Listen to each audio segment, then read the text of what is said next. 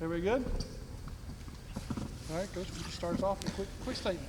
Yeah, obviously, thanks so much for coming out. We're really excited about what's gone on here in the last, couple months as far as guys getting ready. We're a couple weeks away from having that 4-hour period of time a week lifted to 20 hours where we officially start practice, and we couldn't be more excited about having a throwback game and honoring our past and playing a game here in Barnhill. We think it'll be awesome for the fans, and again, there's just so much tradition and history here that we kind of wanted to have a fun night, and hopefully everybody will enjoy it, and we'll open it up for any questions.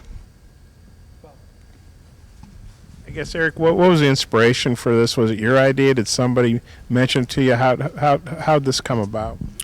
I think that any decision that we make is always, our whole staff, like the coaching staff, the administration, marketing. We're constantly trying to throw different ideas at each other and come up with different things. I've stated a ton that growing up in San Diego, California, as a young person, that Arkansas was I know all the history really, really well. And, we felt like a throwback night. Our players wearing Team Eddie and Team Nolan uniforms, and maybe we can get the fans interested in dressing up, in some throwback gear themselves. And I just felt like a traditional red and white game. It's kind of been done in the past, and to do something new and different. And this might be the only time that, we play basketball back here, and so it's a kind of a neat thing. As far as your schedule that was announced in general, just, what do you feel about it, and how much do you feel the non-conference will prepare you for the SEC? Yeah, we feel like it's a very challenging non-conference, especially when if you look across our conference, there's not many teams that are playing or programs that are playing 3 true road games. And obviously I've look back in the history of Arkansas's basketball schedule, and there's not a lot of years where you have 3 true road games. You might have some neutral site games, but and then we feel like some of the programs that are coming in here to play, in Bud Walton are challenges as well. There's a lot of programs that we feel are going to win their league or have an opportunity or a chance to win their conference, and so that becomes really, really important as you get towards March and Selection Sunday type deal. Is you want to at least put yourself in a chance. And when you look at some of the people that were playing, Northern Kentucky, for instance, is a program that's won a lot of games. They got a lot of starters back, so we feel like it's a really, really challenging with the road games, and then playing TCU here at home. It's a challenging slate in our opinion.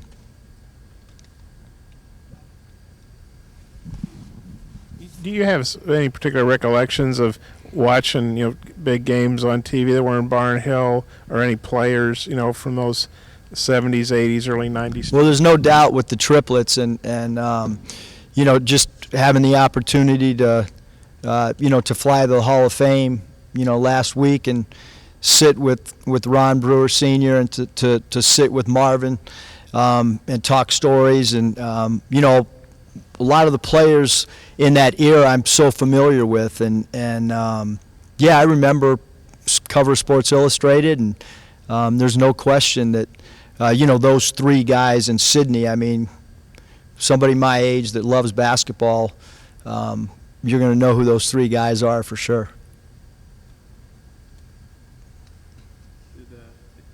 Did you get a chance to tell those guys in Springfield that you were going to play a game in Barnhill, and if so, what was their reaction? We didn't get a chance to talk to it because administration, we were still trying to figure it out. This was something that we've kind of talked about for a while, but still wanted to try to work out the logistics part of it, and we're still trying to find a date and a time, and so we really didn't want to talk about it, externally to anybody until we knew we were going to do it. And it was really yesterday morning when we decided that this thing was going to be able to happen, and so I haven't talked to him yet about it. I think I saw you tweet this, but your dad recruited Sydney to Minnesota. Yep, Is that right? one of Sidney Moncrief's visits was to the University of Minnesota. The problem was it snowed in Minnesota, and it was like mid-September. So I think when he got a hold of the snow in mid-September at a football game, he decided Arkansas is probably a better place for him. Are you hoping to have some of the former players come back for the Red White game? Yes. Guys that played in here, because a lot of them live, in the state. Yeah, no question. I had a great talk with Coach Richardson the other day because one of the first things we wanted to do is make sure that I wanted to make sure that he thought it was a good idea, and he certainly did, and he talked about a lot of the things that he had done in the past from a marketing standpoint and so forth. And yes, we're going to reach out to as many players as we can, invite them back. Without a question, that's something that we're going to start doing, as early as next week.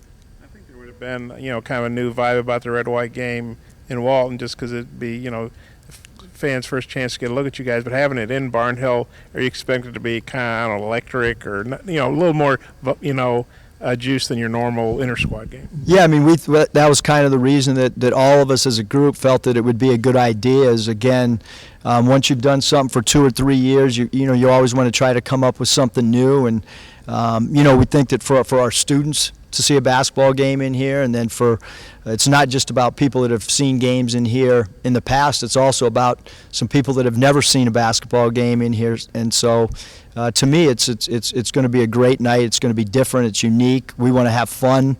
And hopefully as we get closer to the game, we'll continue to come up with some new ideas to make that night a special night. Coach, do you have details like on the logistics, getting the hoops in here, the floor, obviously because it'll be in the middle of volleyball season? What are you guys looking at getting this place ready to play basketball? I mean, I'm not really an expert on what we're going to do. We're probably going to be some baskets that aren't really anchored down, so we're not going to be doing tomahawk dunks. But we're going to play a game. We want it to be competitive because we're going to use it as an evaluation tool. But we'll probably, use some tape, but it'll look good. But obviously, with volleyball being in season, we don't want to do anything to disrupt that at all. And but again, I think from a cosmetic, it'll look really cool by the time we start playing the game. You said you were hoping fans might. I guess Arkansas played in here from the 50s into the early 90s. I mean, do you have you want a disco theme or an 80s theme, or what would you like to see people, or 60s hippies, what would you like to see people wear? I don't know. We haven't talked about that yet, but eventually we will. We're going to come up with what year we want this thing to kind of look like. Would you maybe wear like a white tie and a checkered I'm already ready. Yeah. But I'll come up with something else. I mean, I thought you'd be impressed by this, Bob. No. Yeah, no, it's very nice. Hey, is there any update on Connor Vanover's waiver with the NCAA? So there's been no update at all, one way or another, and so we'll just continue to wait and we're practicing as if he's a transfer and would have to sit out, but we're hopeful that we'll get a different word, but right now it's about practicing. It's about Connor getting better. So whether he was eligible to play or whether he was sitting out, we'd still have the same approach from a player development standpoint right now, and we don't really need a decision until about a week before because we're gonna practice a certain way and really not do our game prep stuff until about a week before we play Rice. The NCAA kind of moves at their own pace. A lot of times it's not the fastest pace. Are you confident you guys will get some kind of resolution to it before the season starts? Yeah, I don't think there's any doubt that there'll be a decision before the season, and we're, like I said, we're not really internally, we're not talking about it at all because it's a matter of how do we get our guys better from a player development standpoint, and we're not really zoned in on, is J.D. Notte playing or not? We're just trying to get better as a group. I saw the other day your guys worked it out with the track team. I don't know if that was a one-time deal or if they'd been. How did that come about? Did you go to the track coach and say, "Hey, we want to"? What was going on with that, and how did you think that went? It went great. Our guys really liked it. A couple of our players tweeted out about it that they really liked it. It was unique and different. I just think that from a basketball standpoint, things can get stale and you always want to try to kind of jolt them, let them have some fun. That's why we did, boxing. That's why we've done spin. That's why, we want to try to always get them a little bit out of their comfort zone, but where they're also having fun. And then that's, the neatest thing about college athletics. Doesn't matter what sport you're coaching on a college campus, but it's really a family.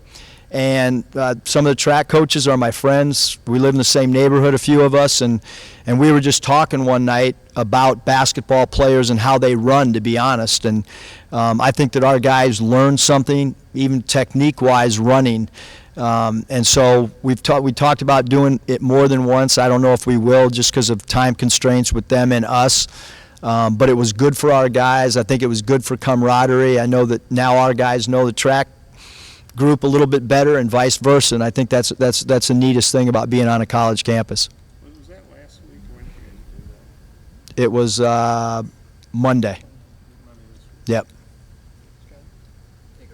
About your coaching staff, when you were hiring your 3 assistants, what kind of appealed most to you specifically about those 3 guys? Yeah, the questions was about the assistant coaches. I talked a lot with administration about our staff, just because Hunter and John have been doing college athletics for long, and they're experts at it. So I wanted to get different perspectives, not just, a perspective of my view, but I did for sure wanted a former head coach at the Division I level, and obviously Corey Williams checks that box, and I wanted a former NBA player on staff. I felt that was important from a recruiting standpoint, and it was important for our guys that want to play at the next level.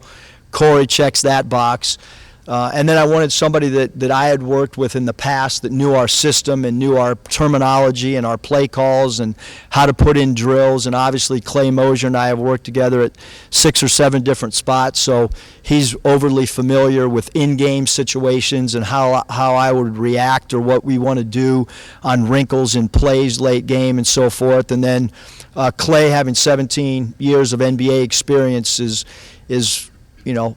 really big in recruiting, to have somebody that was, on a staff coaching LeBron James last year. And then obviously Coach Crutch, I felt that it was overly vital to have somebody that had coached and recruited in this region and had done it at the Power 5 level. And obviously Coach Crutch, coming from Oklahoma, filled that box. And so we feel extremely excited about who we have as a staff, and I think that they're a really good complement because they all have completely different backgrounds.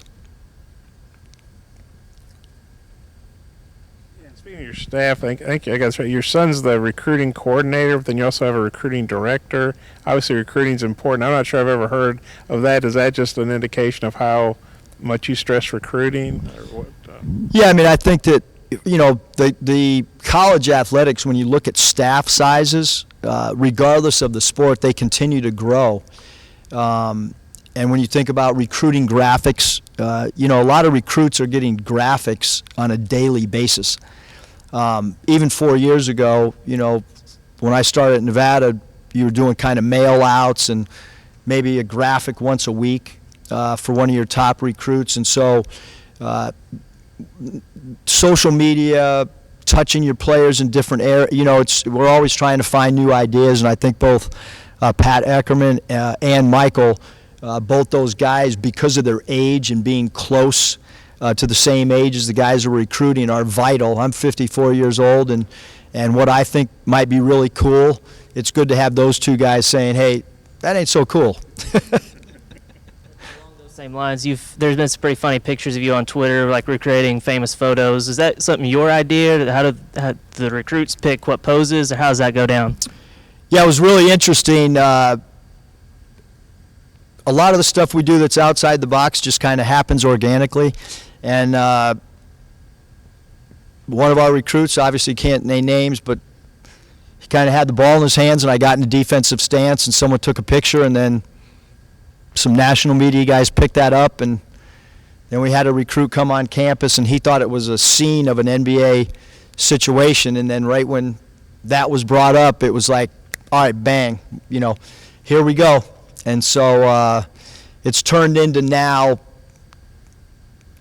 recruits that have not been on campus are texting us and saying, "Hey, coach," and they'll send a picture and say, "Can we do this scene if I come on an official or an unofficial visit?" So it's taken on a life of its own. It's been great for the prospective student athletes. The high school guys love it.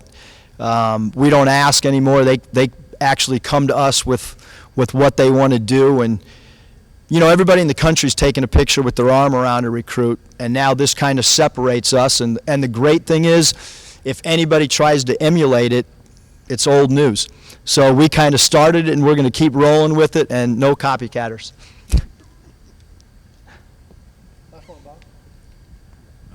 Yeah, getting back to the schedule, I mean, just how tough a schedule do you think it is? How challenging? I guess you kind of want to like a final. You got to win games, but you got to have a good enough resume to make the NCAA tournament too. Yeah, well, I mean, we honestly feel, you know, playing at Georgia Tech, playing at Indiana, playing at Western Kentucky, some of the mid-majors that we feel have an opportunity to win their conference, and some of the games were already set up, you know, before we got the job, and then there was some that we put together. And so, you know, Anthony Ruda does the schedule, and he does an incredible job. If you look at the schedule at Nevada over the last 4 years, we were actually a model that a lot of people have used. He does a great job of looking at the numbers and trying to figure out where a team will project to be. And, you know, we really don't want to play anybody that's not a top team in their own conference when you talk about teams outside of Power 5 programs. So we're trying to play people that'll challenge us for SEC play. And our philosophy is not to pile up wins. Our philosophy is how do we become better as the season progresses. And we understand that conference play is overly challenging in this league right now, but we want to challenge ourselves. I mean, we don't want. I've been a part of a staff where they just tried to figure out a way to get to 22 wins, and I've done that, and that program didn't make it to the tournament. So that's not the goal is not to try to pile up wins for the media guide. The goal is to try to challenge our players and to try to give our fans really quality games, whether we're playing at home or on the road. Last one. We gotta get to practice. Was that your first time going to the Hall of Fame induction deal, or had you done that before? And what was that whole experience like to be up there? Yeah, the Hall of Fame was an awesome experience. I had never been there before. We had a great time on the plane, team bonding. It was a long night because after the ceremony we went back. John